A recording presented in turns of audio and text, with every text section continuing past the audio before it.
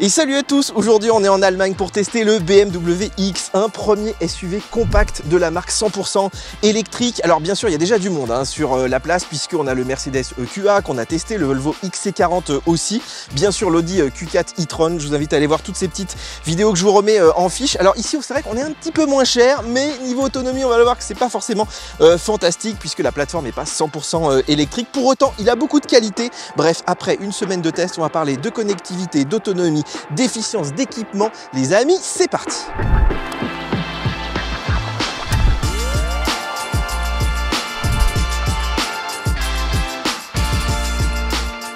Alors moi en termes de look j'adore, surtout dans ces coloris là, blanc, noir, bleu, je trouve ça vraiment magnifique. En fait il reprend trait pour trait le profil donc, du X1, sauf évidemment la calandre qui est pleine ici avec un gros haricot, assez stylé. Et puis c'est vrai que dans l'ensemble, à part les petits éléments distinctifs bleus qu'on peut retirer gratuitement, il n'y a pas vraiment de différence majeure avec le SUV thermique. Alors un petit mot quand même déjà sur les jantes. Regardez les jantes qu'on nous a données ici, elles sont pas pleines du tout, donc pas très aéro, ça c'est pas terrible pour l'efficience, mais le vrai problème il est plutôt ici au niveau du châssis, puisque la batterie a été un peu encastrée au chausse-pied, puisque je vous ai dit c'est une plateforme donc partagée avec le thermique, et du coup là on perd de la garde au sol, 3 cm quand même par rapport au X1, et puis on perd aussi à l'intérieur en habitabilité, donc vous voyez que c'est quand même pas terrible, et surtout on perd en CX, le coefficient de pénétration dans l'air, ce qui fait qu'on va consommer un petit peu plus qu'un X1 thermique, ce qui est quand même assez hallucinant sur une version électrique. Donc oui c'est vrai, on a ce look du X1, mais pas du tout d'optimisation pour la partie électrique. Alors on est sur un SUV assez court, 4,50 m de long, c'est beaucoup plus court qu'un Tesla Model Y par exemple, 1,80 m de large, ça dans les places de parking vraiment vous n'êtes pas du tout embêté, 2,69 m entre les deux roues pour favoriser l'espace à bord, mais on va voir que c'est un petit peu moyen, 11,90 m, ça c'est le rayon de braquage et franchement c'est pas terrible quand même, on est sous les 12 mètres, mais c'est vrai que heureusement qu'il est compact, en ville ça va pas tant gêner que ça, mais ça braque quand même assez moyen. Dernier point c'est son poids, puisqu'ici on est sur du 2 tonnes et ça je vous garantis que par rapport à Tesla qui est quand même un plus gros bébé, on est très lourd et ça en électrique en général on n'aime pas trop. Bon à l'avant on retrouve tous nos dispositifs habituels, on a la caméra 360, on a les radars, bien sûr les caméras pour une super conduite semi-autonome, on va en parler juste après. On a bien sûr les feux adaptatifs, vous pouvez rouler en plein phare tout le temps. Bon là la plupart des concurrents l'ont quand même, mais surtout je voulais vous montrer quelque chose, on se dit quand même on a un grand capot comme ça, alors on donne 2 petits coups, il s'ouvre, il n'y a pas de crochet, ça c'est pas mal chez BMW, donc on se dit tiens cool, ça c'est pratique pour un frunk. Sauf que là il y a un gros cache et regardez, si je le retire, en fait, il y a de la place. Ils auraient pu mettre un frunk pour mettre ses câbles électriques, un petit bagage, etc. Mais non, malheureusement. Donc c'est bien beau de partager les plateformes électriques thermiques, mais là, il n'y a vraiment aucun effort qui est fait pour s'adapter à la plateforme électrique, encore une fois. Alors ici, on a de la chance. Il est monté en Pirelli P0, donc une bonne adhérence, même si pour la conduite, vous allez voir, j'ai pas été quand même très bluffé par cette voiture. Alors on a aussi des suspensions qui sont adaptatives, mais pas pilotées, c'est-à-dire qu'elles vont effectivement se durcir un petit peu avec la vitesse, mais vous ne pourrez pas les forcer et elles vont pas aussi s'adapter en fonction de la topologie du terrain, mais c'est déjà pas mal puisque certains de ses concurrents n'ont même pas cette option. Alors l'arrière, moi je l'aime beaucoup, je le trouve très travaillé, même s'il y en a qui trouveront qu'il est effectivement un petit peu chargé, mais regardez tous ces éléments sportifs comme ce petit diffuseur, ce béquet aussi très agréable. Un essuie-glace, ça c'est assez rare sur la catégorie. Vous voyez ces feux là qui sont creusés sous les côtés, moi j'aime beaucoup. Alors regardez ici, je donne un petit coup de pied là et le coffre s'ouvre automatiquement. Un coucou Tesla qui l'a toujours pas en 2023. Alors le coffre est assez grand quand même, on est autour de 500 litres, c'est un petit peu moins bien que le thermique. Par contre, on n'a pas de frunk à l'avant, mais pour mettre ses câbles, on a un petit espace en dessous qui, malheureusement, vous voyez, là encore, on a mis tout notre matériel et il va falloir l'enlever pour chercher les câbles. Il est quand même bien creusé sur les côtés, donc globalement, on a un bon espace. Par contre, on ne peut pas le moduler, puisque contrairement à la version thermique, où on a des banquettes là qui coulissent, ici, c'est pas le cas. Donc on va dire que dans l'ensemble, ça va, mais c'est pas non plus ultra optimal pour un modèle électrique. Alors bien sûr, on a une grosse clé BMW, mais en fait, là, j'en ai pas besoin. Regardez, je la donne à ma cadreuse, car pour ouvrir la voiture, il me suffit soit de mon iPhone, soit de mon Apple Watch. Regardez, je vais ouvrir le véhicule, tout simplement, car cette voiture utilise Car Key sans fil. C'est ce qu'ils appellent la Digital Key Plus. Et en fait, ça permet effectivement d'avoir juste son Apple Watch. Vous allez à la plage, sans téléphone, sans clé. Vous la gardez même au poignet dans la mer. Vous pouvez revenir ici, ouvrir votre voiture, la fermer, même la démarrer également. Et vous n'avez pas besoin de la mettre, vous savez, contre la voiture, comme dans l'i4 ou contre contre une petite console pour démarrer le véhicule. Tout se fait sans fil comme chez Tesla, ça c'est vraiment génial. Tesla n'a même pas la clé donc sur la montre, donc c'est plutôt cool. Alors un autre truc cool aussi, c'est l'équivalent presque d'un mode sentinelle de chez Tesla. En fait, qu'est-ce qui se passe, c'est que ici on peut demander une vision de la voiture, mais c'est pas de temps réel, c'est juste des photos. C'est un début, mais c'est vrai que sur un SUV premium comme ça, on aimerait bien regarder s'il n'y a pas des gens qui rôdent autour de la voiture et surtout d'avoir les images après coup. Bon, on va parler des choses qui fâchent. La batterie déjà qui est mise au chausse-pied là-dessus, parce que c'est une plateforme thermique, je vous le disais. Surtout, elle fait que 66 kWh. C'est l'équivalent de celle de la MG4 Luxury qui vaut 2 fois moins cher. C'est quand même un peu scandaleux à ce niveau de prix. Donc forcément, l'autonomie, c'est autour de 439 km WLTP, mais avec les bonnes jantes et tout. Donc avec certaines options, vous êtes même en dessous des 400, c'est-à-dire à peu près l'équivalent d'une i208. Je ne sais pas si vous vous rendez compte. Sur autoroute, vous pouvez espérer en gros 250 km vraiment de 100% à 0% en roulant à 130. Donc c'est pas trop mal. Mais si vous arrêtez à 80%, c'est plutôt moins de 200 km. Si vous roulez en Suisse, dans les zones à 110 et tout, vous pouvez espérer faire 300 km avec 100%, mais donc moins de 250 km entre les points de charge. Vraiment, je trouve que c'est un des gros ratés de BMW. Ils auraient dû mettre une batterie de 80 kWh, comme pas mal de ses concurrents, puisque là, à ce segment de prix, se dire qu'on va pouvoir tout juste partir en vacances 1 ou 2 fois par an, mais que ce sera plutôt un véhicule périurbain, je trouve que c'est quand même un petit peu mal positionné. Alors la charge, regardez ici, elle est à l'arrière droit, c'est le contraire de Tesla, mais moi je trouve ça plus pratique, notamment quand vous chargez le long des trottoirs, ça évite d'avoir le fil qui court de partout. Alors c'est tout manuel, bon au moins ça évite les pannes, on va dire. Ici on a de la charge quand même rapide, 130 kW, mais on va dire que c'est plutôt dans la moyenne basse, d'autant que regardez la courbe de charge, elle s'effondre assez vite. Alors ils nous annoncent quand même un 10-80% en moins de 30 minutes. Nous on a mis un peu plus que 30 minutes, donc à voir, mais en tout cas j'étais assez déçu quand même en termes de charge rapide.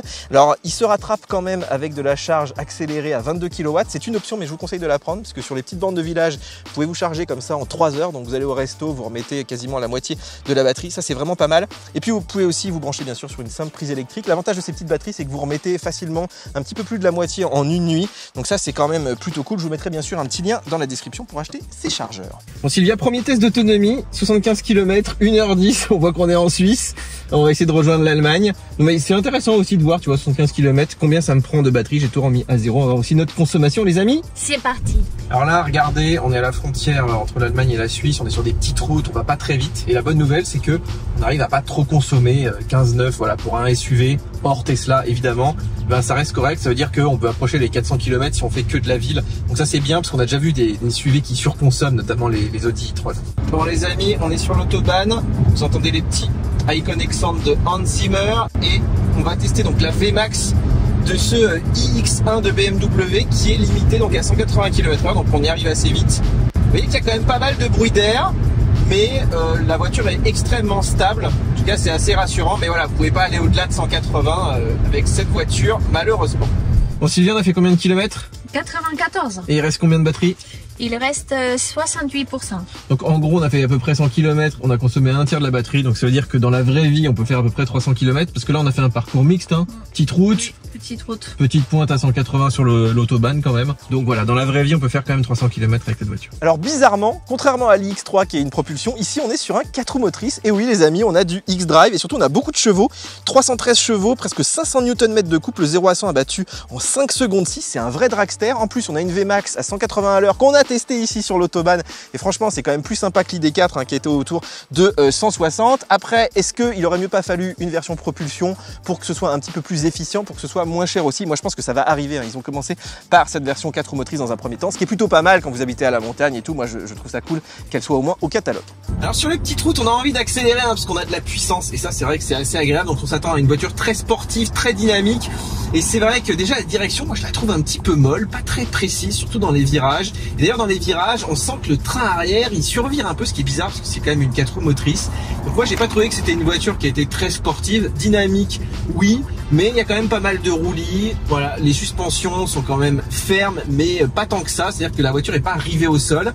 Et du coup, bon, on a envie de jouer, mais on est très vite quand même rappelé à l'ordre.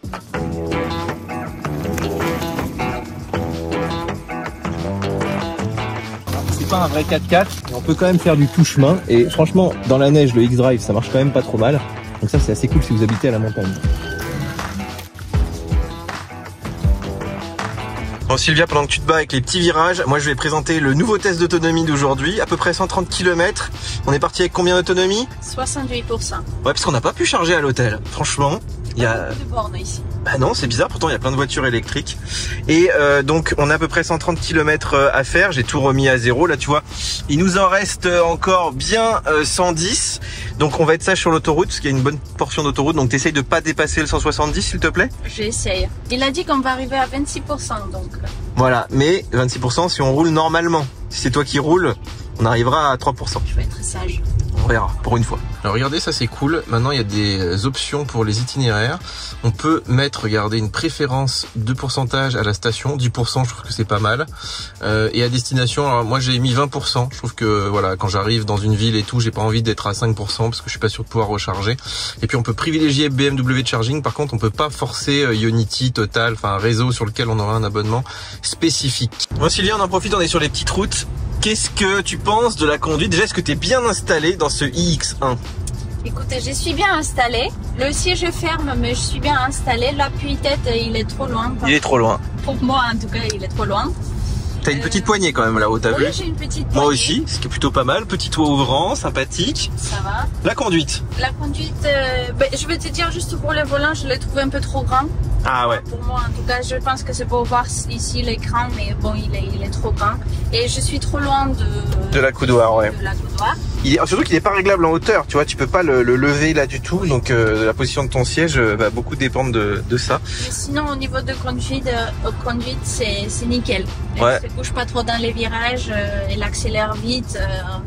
Il y a de la puissance, il y a du craquant, il y a du croquant. Le freinage, tu me disais, un petit peu rude quand même. Le freinage, il est violent. Ah ouais, moi j'ai failli me... serrer les dents. La première fois que t'as freiné, j'ai failli me prendre le pare-brise. Hein. Ça va. T'as vu, en Allemagne, ils ont quelques panneaux solaires quand même. Voilà. C'est léger quoi, ça prend pas trop de place. Sylvia, comment tu trouves le GPS? Ancien. Ah, il fait un peu vieillot là. Archaïque. Mais bon, on le teste pour avoir les bornes. Voilà, on est bien obligé. Non mais en plus le trait est blanc, donc on les repère pas du tout facilement. Ouais, j'avoue que le trait se voit pas très bien. Ils auraient pu le faire au moins bleu ou rouge quoi. Oui. Ou jaune, comme toi, jaune canari. Un petit orange. Un petit orange.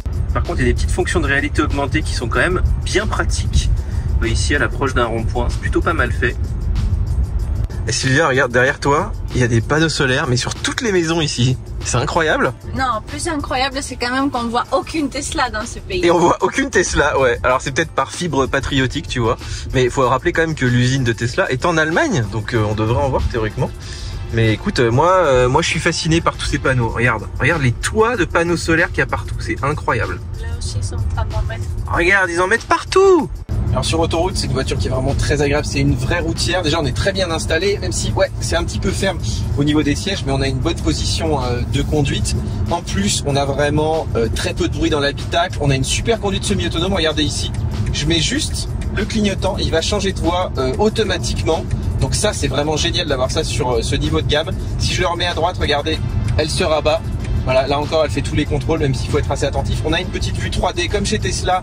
On voit vraiment tout, hein, les poids lourds, les camions. C'est très rassurant de voir ce que voit la voiture.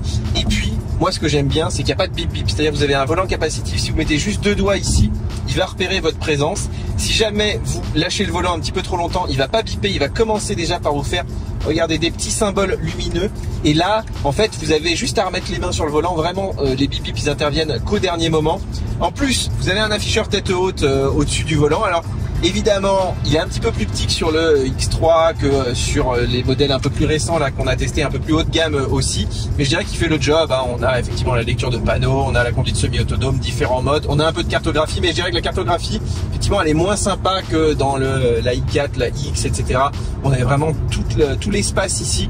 Alors que là, voilà, ça fait le taf, mais à minima. Sinon, il faudra évidemment monter en gamme. Bref, c'est une des voitures les plus confortables sur l'autoroute que j'ai pu tester. Oui, qui gère bien là les lignes de travaux là, parce qu'on a 2 lignes et il nous met bien sur les lignes jaunes. Donc ça, c'est quand même plutôt pas mal. Alors par contre, un truc casse-pied, c'est qu'il n'y a aucun bouton ici pour régler rapidement effectivement la distance entre vous et le véhicule qui vous précède. Faut passer par les menus de l'écran ici. Donc ça, pendant la conduite, c'est pas très pratique. Heureusement, le réglage est gardé hein, d'une fois sur l'autre. Et alors un autre truc cool, regardez ici. Il vous lit les panneaux, mais il vous force pas la main. Il faut appuyer ici sur le petit bouton 7 si vous voulez qu'il s'adapte à la limitation qu'il a trouvée. Donc ça, c'est vraiment bien, c'est pas trop intrusif. Bon, on est presque arrivé, il nous reste quelques kilomètres. On a fait 19 kWh au 100, ce qui est plutôt pas mal hein, pour un trajet mixte, petite route, autoroute. On a fait à peu près 130 km.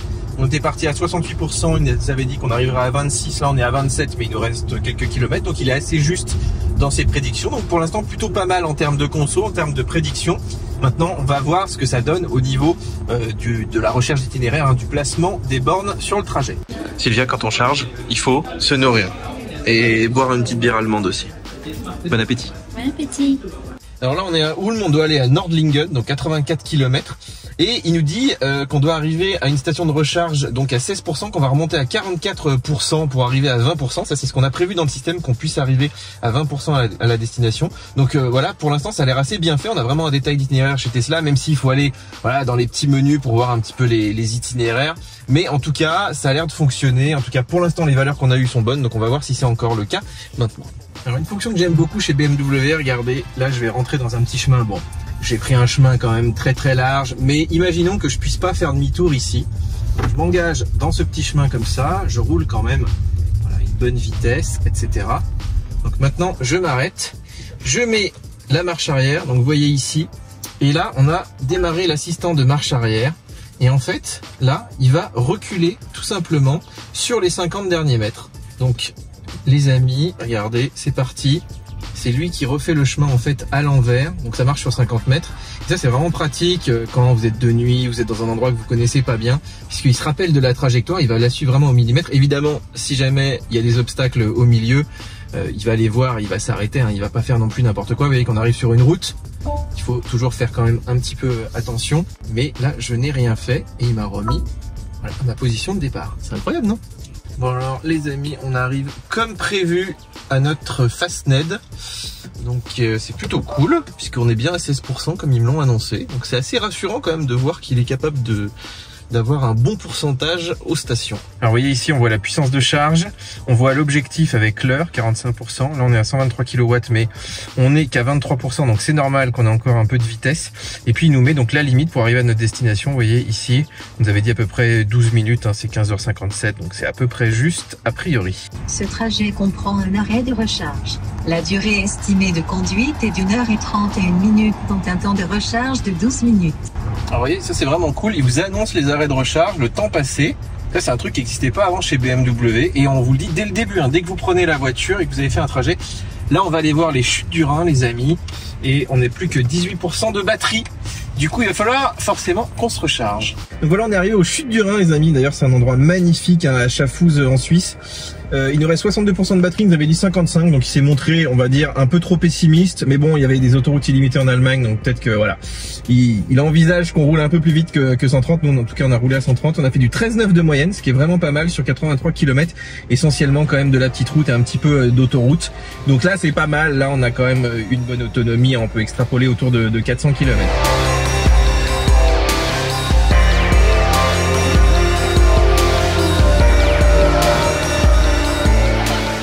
Bon les amis, on monte à l'intérieur de ce iX1 et vous voyez qu'on monte pas trop, c'est pas un SUV très haut finalement, on a un peu une position de berline, ça c'est lié effectivement à la garde au sol un peu rabaissée. Vous voyez que l'intérieur est vraiment magnifique et surtout on est extrêmement bien assis, on a une bonne visibilité, là j'ai le siège monté au maximum, le volant est un peu grand, moi je trouve qu'on bute dedans, c'est pas forcément très confortable. On a bien sûr le petit toit vitré, je vais vous en reparler. On a, alors regardez les sièges, ils sont électriques, ils sont massants, ils sont chauffants, y compris pour le passager.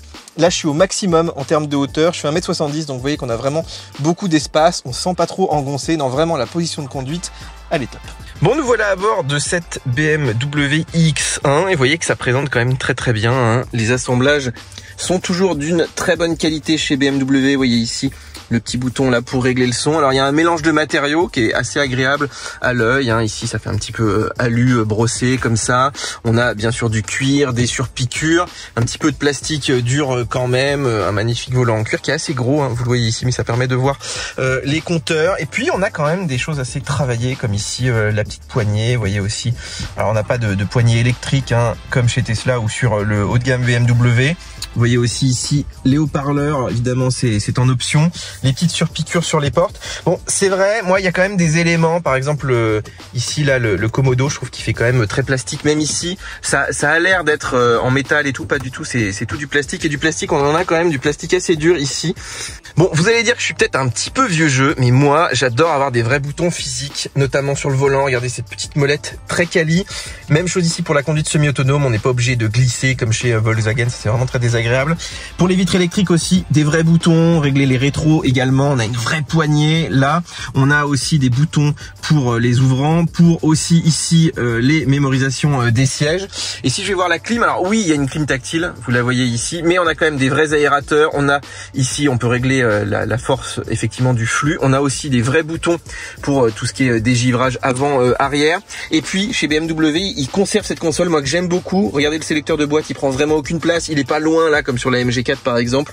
Il est vraiment très pratique. Même si, regardez, il faut appuyer sur Start pour allumer la voiture. Pour mettre le mode B, il faut appuyer 2 fois comme ça. Là, ça c'est vraiment casse-pied. Là, on a par contre des petits raccourcis très pratiques. Ça, Sylvia adore. Voilà, d'avoir un vrai bouton pour le son, pour changer de piste. C'est pas le cas partout. On a aussi ici les warnings. Donc vraiment, en termes d'ergonomie et en termes de boutons, moi je trouve que c'est un très bon compromis. Alors en matière de connectivité, regardez, on a 2 prises USB-C ici, et puis là on a une zone de charge pour le téléphone sans fil. Donc regardez le petit logo ici qui permet aussi d'utiliser le téléphone comme clé si vous avez Car Key, mais vous n'avez pas la puce ultra wideband pour avoir Car Key sans fil. Regardez, il se recharge. Là j'ai le petit rabat pour le maintenir, mais ce qui est dommage c'est qu'il y a beaucoup de place perdue. Puis en plus je trouve que voilà, ici on le voit quand même pas très bien l'écran. Donc il y a de l'idée, mais moi j'aimerais bien ici avoir simplement 2 emplacements, ce serait quand même cool. Alors en termes d'espace de rangement, on est plutôt pas mal. Regardez ici, une bouteille d'Evian d'1,5 litre arrive à rentrer parfaitement. On a encore pas mal de place dans les portières. Ici on a 2 porte-gobelets. Je vous ai mis une bouteille d'1 litre là d'Evian, donc ça c'est plutôt pas mal. On ne fait pas de pub pour Evian bien sûr. Là on a une petite zone, alors on dirait qu'on peut mettre un sac à main, mais comme ça s'ouvre pas en fait, on peut mettre surtout, je sais pas, des petites affaires. En tout cas il y a quand même pas mal d'espace, mais il est un peu mal géré. Comme ici d'ailleurs, regardez, là si j'appuie sur le petit bouton, donc là on peut mettre ses clés, ses cartes, il n'y a pas beaucoup d'espace quand même, donc c'est assez light, mais bon ça a le mérite d'exister. Moi je trouve pour les clés c'est quand même idéal. Et Sylvia, tu m'ouvres la boîte à gants? Est-ce qu'elle est grande la boîte à gants? Pas trop mal, au moins il y en a une, pas comme dans le Toyota BZ4X. Sylvia, tu penses quoi du toit ouvrant? C'est génial. C'est trop bien, hein, ça, tu vois, on l'a pas sur la Tesla. Et en plus, donc on a le toit ouvrant, donc vous pouvez le fermer comme ça, c'est hyper pratique. Alors par contre il n'y a que cette partie là qui est ouvrante. Et surtout un autre truc qu'il n'y a pas chez Tesla, c'est un petit vélum derrière. Voilà, ça c'est pour avoir de l'ombre, pas avoir trop chaud l'été, c'est plutôt bien. Et ça dans la Tesla ça manque, t'es d'accord hein? On en a pas, oui. Et l'été ça chauffe. Alors je vous montre un peu le volant. Ici sur la gauche, on a donc tout ce qui est régulateur de vitesse. Ça c'est pour sélectionner la vitesse en cours pour le régulateur. Là c'est pour régler. Alors si vous allez très très fort c'est de 10 en 10, sinon c'est 1 par 1. Puis ça c'est le mode régulateur adaptatif si vous voulez l'assistant de conduite. Donc ça c'est très très simple. Il manque juste le bouton pour régler la distance avec le véhicule qui vous précède. Ça aurait été bien de l'avoir ici, mais malheureusement c'est pas le cas. Et sur la partie droite, donc là on a le bouton de configuration pour ici le petit écran. On a tout ce qui est volume sonore, changement de piste, source aussi pour appeler l'assistant vocal ou le téléphone. Donc là encore, en fait, c'est un volant assez simple. Il n'y a pas trop de commandes. Je trouve qu'on les prend rapidement en main. Alors l'écran central, moi je l'aime bien, je le trouve très complet, il est très grand. En plus, regardez ici, comme on a un grand volant, il est jamais trop masqué, donc ça c'est plutôt pas mal. Il a toutes les infos, vous voyez le pourcentage de la batterie, l'estimation en kilomètres, toutes les infos de sécurité, lecture de panneaux. Là on est plutôt sur effectivement tout ce qui est vitesse, ici tout ce qui est régénération ou accélération. Et puis la partie centrale, vous pouvez la customiser. Moi j'aime bien mettre tout ce qui est autonomie, voilà, consommation en temps réel. Donc en termes de design, je pense que ça mériterait un petit refresh, mais on va le voir juste après. On peut quand même pas mal le customiser. Alors ici vous avez des petits boutons sur le volant pour personnaliser effectivement l'écran central. Donc on peut personnaliser le contenu. Donc moi j'aime bien avoir la conso. Vous pouvez laisser juste la vitesse comme ça. Vous pouvez mettre aussi tout ce qui est estimation d'autonomie. Bon, pas très utile. Ici on a tout ce qui est conduite semi-autonome. Ça c'est pas mal parce qu'on on voit les 3 voies de circulation. Là vraiment on a une vue qui est super complète chez BMW. Vous voyez que c'est pas très réactif quand même. Là la boussole. Ici alors ça c'est super, la carto quand vous voulez pas la mettre là sur l'écran à droite, vous avez vraiment une très très belle carto ici que vous pouvez mettre aussi dans l'afficheur tête haute. Là c'est léger, bon pas très utile. Et puis ici la musique. Après on peut changer le layout. Alors moi j'aime bien ce layout là, il est très complet. Mais on peut mettre des layouts. Alors celui-là est sympa aussi. Moi, je trouve qu'il est assez sportif. Et puis, on a un layout un petit peu plus minimaliste ici, avec la musique, par exemple, en grand, vous voyez, ici. Donc, voilà, c'est un petit peu à vous de voir, vous faire votre petite tambouille et vos réglages. Et puis pour l'afficheur tête haute, on a une vue standard, on a l'assisted view, donc plutôt optimisé pour la conduite semi-autonome, et puis après une vue un peu plus sportive. Donc moi j'aime bien les trois, mais c'est vrai que la assisted view, je l'aime bien sur autoroute, c'est assez sympa de voir ce que voit la voiture. Donc la clim, je vous le disais, elle est accessible tout le temps ici avec, regardez, voilà, c'est assez gros. Franchement, je trouve que c'est correct. Une clim comme ça, on règle la température simplement, il n'y a pas besoin d'entrer dans des sous-menus. En fait, les sous-menus, ils sont utiles si vous voulez avoir un peu plus de flux, par exemple, si vous voulez mettre les sièges et le volant chauffant. Bon, voilà, ça c'est un petit peu dommage. Et puis effectivement ici, vous avez des petits réglages plus ou moins dynamiques, équilibrés. Voilà, vous pouvez aussi maxer un petit peu la climatisation. Donc oui, si on veut des réglages détaillés, faut aller ici. Mais je dirais qu'à part pour le volant chauffant, j'aurais bien aimé un bouton sur le volant. On va dire que globalement, ça va. Bon alors cet écran central, écoutez, il fait 10 pouces. Moi, je trouve qu'il est pas très grand quand même par rapport à la voiture globalement. Mais par contre, il est pas trop étriqué sur la hauteur. Donc, on a quand même pas mal de place. On a toujours cette présentation avec des petits widgets. Alors, que vous pouvez personnaliser. Hein, par exemple, ici, vous voyez, on peut enlever éventuellement. On peut en rajouter. Donc, il vous en propose par défaut. Donc, c'est quand même relativement pratique, on va dire, pour avoir accès rapidement à ces informations. Mais vous voyez qu'à l'écran, par exemple, si on met la navigation, là, on a en gros que 2-3 widgets qui restent apparents en permanence, donc c'est quand même assez light, et surtout la plupart des applications en fait sont ici. Donc si vous voulez par exemple les sièges massants, faut aller cliquer dans confort d'assise, voilà, siège massant, et là vous allez activer siège massant. Vous voyez que ça fait quand même beaucoup trop de choses de menus, surtout que regardez, il faut revenir ici. Bon, vous avez un petit raccourci quand même là-haut, mais globalement on s'y perd un peu avec ces applications. En plus il y a beaucoup d'applis, vous voyez, parce qu'il vous met tout par défaut en fait toutes les applications de CarPlay, donc c'est un petit peu bizarre. Et si vous voulez juste les applis du véhicule, il faut cliquer ici, donc vous les avez comme ça. Bon, je vous montre quelques applis. Alors Live Véhicule, là c'est là où on a toutes les consos, on peut faire la remise à zéro aussi ici, on peut le faire à travers un petit widget également. On voit effectivement par exemple ici, là on a fait donc du 17 kWh là sur les petites routes, hein, je vous le disais, c'est à peu près correct. On a un menu de réglage système, rien d'incroyable ici, hein, puisque c'est uniquement pour régler la langue, la date et l'heure. Je vous montre quand même ici, on a un système quand même de recherche de logiciels, donc des mises à jour effectivement sans passer par le concessionnaire. Donc ça, a priori ça fonctionne, hein, on n'a pas pu le tester nous pendant notre essai. Vous voyez qu'on peut désactiver la recharge sans fil si on n'en a pas besoin, donc ça peut être pas mal. Il y a des gens qui craignent que ça chauffe, etc. Donc on peut juste laisser le téléphone là-dedans sans forcément le recharger. Alors regardez, on a les réglages de conduite qui sont aussi accessibles via le petit menu ici, là.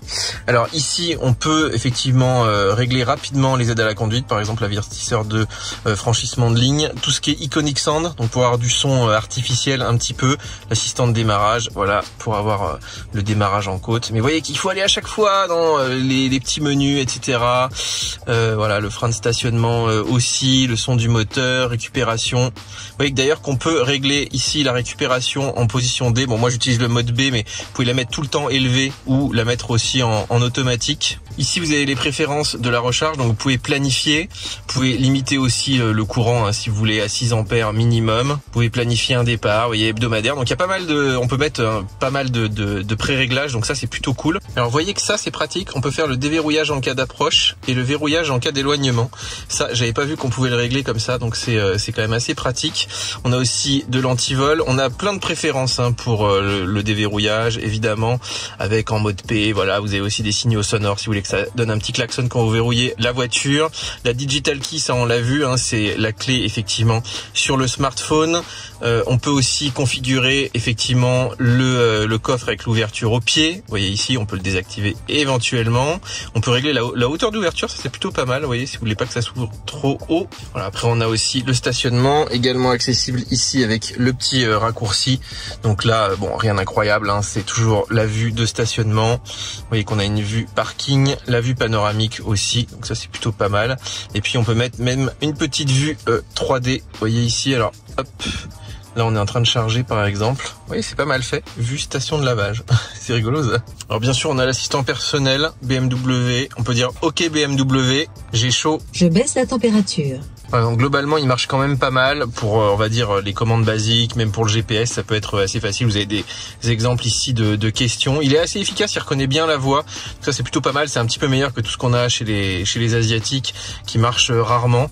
Donc voilà, c'est pas au niveau de Google Assistant, mais c'est quand même relativement efficace. Bon, c'est comme Mercedes, ça fait un petit moment maintenant que ça existe. C'est une version, on va dire, classique de l'assistant vocal. Alors ce menu, je sais pas pourquoi ça s'appelle Live Véhicule. En fait, ça, c'est les infos vraiment de conduite et de consommation. Et vous voyez, là, on a depuis la dernière remise à zéro, depuis la recharge aussi. Bon, là, on est en train de charger, donc forcément. Depuis l'usine, vous voyez ici, on a une conso moyenne donc de 19,7. Donc ça va à peu près sur 6000 km. Alors regardez, ça c'est un menu que j'adore. C'est exactement comme la dashcam de Tesla. Donc vous pouvez utiliser les caméras de la voiture pour enregistrer. Donc c'est quand même assez cool. Donc vous pouvez le faire de manière automatique en cas d'accident par exemple, ou manuellement. Et regardez, là je vous en ai fait un, on est en train de charger, donc il n'y a rien de spécifique, hein, mais on peut changer aussi la caméra. Donc c'est assez pratique, voir un petit peu ce qui se passe. Vous voyez, s'il y a des voitures qui passent et tout, on va aller voir. Et là, franchement, la qualité est vraiment bien. Donc ça, voilà, si jamais vous avez quelqu'un qui vous embête ou vous avez, voilà, vous devez envoyer des fichiers à la police, je sais pas, vous pouvez utiliser donc toutes les caméras de la voiture. Et surtout, il y a un moyen d'enregistrer manuellement hein, cette petite caméra. Et là, on n'a pas mis de clé USB, mais on peut le faire en USB. Et vous voyez qu'on peut le faire automatiquement en cas de vol, en cas d'accident, etc. On peut le faire sur la clé USB aussi, mais il y a un stockage intégré à la voiture. Alors, il vous dit pas de combien, mais a priori, bon, il devrait y avoir suffisamment d'espace quand même pour enregistrer un certain nombre de caméras. Et vous voyez qu'on peut aussi gérer ici, on peut les effacer en cas de besoin. Vous voyez que si vous avez besoin d'enregistrer rapidement la dashcam, vous avez ici le petit menu qui vous envoie directement ici et vous appuyez sur Start, ça enregistre. Ça, vous pouvez le faire pendant la conduite assez facilement. Alors là, vous voyez, on est en train de charger, mais on a dépassé voilà, la limite qu'il nous avait donnée, hein, autour de 40%, donc on charge à 80%. Et ici, si je fais aperçu de l'itinéraire, bah, il nous dit encore qu'on va arriver avec 20%, alors que là, on va arriver avec bien plus, puisqu'on a chargé beaucoup plus que 45%. Mais vous voyez, c'est pas mis à jour, alors qu'on est en train de charger. Chez Tesla, il vous dit, maintenant vous allez arriver avec 30, 40, enfin, il augmente au moment de la charge, il se met à jour en temps réel, en fait, ce qui fait pas encore ici. Hein. Bon, on passe à l'arrière, vous allez voir, c'est un petit peu différent. Alors, bon, la porte s'ouvre bien, par contre, presque à 90 degrés, ça pour mettre un siège auto, c'est plutôt pas mal. Alors, je m'installe ici, j'ai réglé le siège pour moi. C'est-à-dire que là, on est à 1m70, quelqu'un qui fait 1m80, je pense que ça bute dans mes genoux, même si, vous voyez, les sièges sont bien creusés, y compris en dessous, donc on va dire que ça va globalement. Sinon, on est bien assis, bien maintenu, on a un petit appui-tête ici très agréable. En tout cas, avec du petit Harman Kardon, les bouches de clim, les deux prises USB, franchement, on est royal. On a même un petit accoudoir là pour les gobelets éventuellement, pour reposer aussi son coude.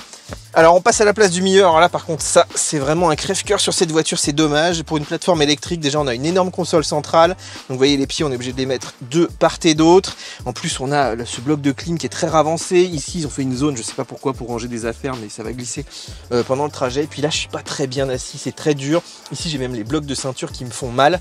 Pourtant il n'y a pas d'isofix, hein, il y a des isofix que sur les deux sièges ici. Donc oui c'est vraiment du dépannage, c'est pour les enfants éventuellement. Et même ici là les sièges, je dirais qu'il ne faut pas des trop gros gabarits hein, si vous voulez effectivement faire le voyage dans de bonnes conditions. En tout cas, on peut dire que pour le gabarit, l'espace à bord est correct, mais sans plus. Bon, on passe à l'application mobile. Vous voyez que d'ailleurs, on peut la mettre sous forme de widget. Mais en fait, ils sont pas très utiles parce que dès que vous faites quelque chose, voilà, c'est juste des raccourcis et ça lance quand même l'application. Donc l'application est assez simple, assez complète aussi. Vous voyez ici, on a donc la voiture avec la bonne couleur. On a tout ce qui est info de charge. Donc par exemple, ici, on voit le pourcentage, l'estimation en kilomètres, l'objectif de charge que vous pouvez modifier d'ailleurs. Si vous voulez mettre voilà 80%, par exemple, il vous indique qu'il vaut mieux mettre 80% pour le quotidien, par exemple. On peut ouvrir la voiture, on peut actionner donc le klaxon, les phares. On peut aussi actionner la climatisation, évidemment. On a aussi bien sûr un localisateur de véhicule, hyper pratique. Regardez, si j'enlève ça, je peux chercher aussi des stations de charge. Donc avec un système effectivement de filtre des stations. Donc vous voyez ici, là, si je clique sur une station par exemple, je vais avoir toutes les infos ici. Donc le prix, savoir si elle est compatible avec BMW Charging par exemple, les numéros de téléphone, voir si elle est ouverte, le type de prise aussi, vous voyez là. Et en général, il vous dit si elle est occupée, ça dépend un petit peu des bornes. Allez, on essaye un petit calcul d'itinéraire vers Marseille. On va voir s'il nous trouve des bornes. Et oui, regardez les amis, il nous fait les arrêts, hein, les différents arrêts. Ça, c'est quand même assez pratique. Il vous donne l'itinéraire, vous voyez, avec les niveaux de charge. Et ça, on l'a vérifié, hein, c'est assez juste globalement. On a la caméra 3D aussi. Donc là, je viens de faire une petite vue, mais c'est une vue statique. Donc là, on est dans un champ, on peut voir qu'il n'y a pas de voiture à côté et tout, c'est quand même assez cool. Mais c'est pas du live, il a pas de détection, par exemple, si quelqu'un vous raye la voiture. On va dire que c'est un début de mode sentinelle, c'est quand même pas mal. Mais moi, j'aimerais qu'ils aillent maintenant beaucoup plus loin. Alors, je vous montre le menu de recharge et de climatisation. Déjà, on peut programmer de la clim, donc c'est pratique en été, en hiver, avec des heures de départ, jours de la semaine, etc. Donc, on peut vraiment bien affiner ces petits réglages. Et même chose pour la charge. Vous voyez qu'on peut limiter le courant AC, mettre des objectifs de charge, déverrouiller automatiquement le câble de charge. Voilà, ça c'est vraiment pratique. Alors ici on a accès à la Digital Key aussi dans l'application et on peut la gérer avec Wallet. Et vous voyez que ici dans Wallet directement on peut donc déverrouiller la voiture, lancer la clim, ouvrir même le coffre. Et puis regardez ici on peut la partager. Donc ça c'est vraiment cool. Et en fait il suffit ici de faire inviter. Et puis vous pouvez inviter effectivement des gens via un simple iMessage et après il a accès à la voiture, il peut même la démarrer à distance. Ça c'est vraiment cool, c'est même plus simple encore que chez Tesla où il faut absolument un compte dans la voiture. Là vous n'avez pas besoin de compte. Alors après une semaine à bord de ce BMW iX1 en Allemagne, il est temps de conclure. Est-ce que je vous le conseille? Déjà en termes de tarifs, regardez, il est plutôt bien positionné, même si celui-là il est assez optionné, mais ça reste très contenu par rapport à Mercedes, par rapport à Audi notamment. En plus on a une version 4 roues motrices, donc vraiment je trouve que le rapport qualité-prix est très très bon. Il est aussi très bien équipé techniquement, on l'a vu, super conduite semi-autonome, les feux adaptatifs, on a aussi un très bon planificateur d'itinéraire, on a CarKey, donc ça fait quand même des arguments. Je dirais que évidemment les défauts c'est un peu l'autonomie, ce qui est dommage pour un véhicule électrique puisqu'on a une petite batterie, l'efficience est assez moyenne, donc peut-être sur une version propulsion ce sera un peu plus intéressant. En attendant c'est dur de vous le conseiller comme voiture principale, sauf si vous partez rarement en vacances ou en week-end, puisqu'on s'en sort quand même, faut pas exagérer non plus. Et c'est vrai aussi qu'à ce prix là, on regarde chez Tesla, le modèle Y il est à peu près au même prix en version grande autonomie, 150 km de plus, ça compte les amis. Alors bien sûr, moi j'ai quand même adoré conduire cette voiture et c'est vrai qu'on choisit une BMW parce qu'on aime BMW et de ce point de vue, je trouve que ce modèle est quand même assez réussi. Et voilà les amis pour cet essai du BMW X1, j'espère que vous avez apprécié. Si c'est le cas, lâchez un petit like, vous pouvez aussi prendre un abonnement VIP, ça nous soutient financièrement, ça nous permet d'être totalement indépendant des marques, vous êtes des milliers à le faire, donc merci à tous ceux qui nous soutiennent. Bien sûr, lâchez un petit commentaire, lâchez un petit pouce aussi, abonnez-vous à la chaîne, téléchargez notre application mobile, je vous ai mis aussi tous les petits liens dans la description. On se retrouve très bientôt pour de nouveaux essais les amis, allez, tchuss!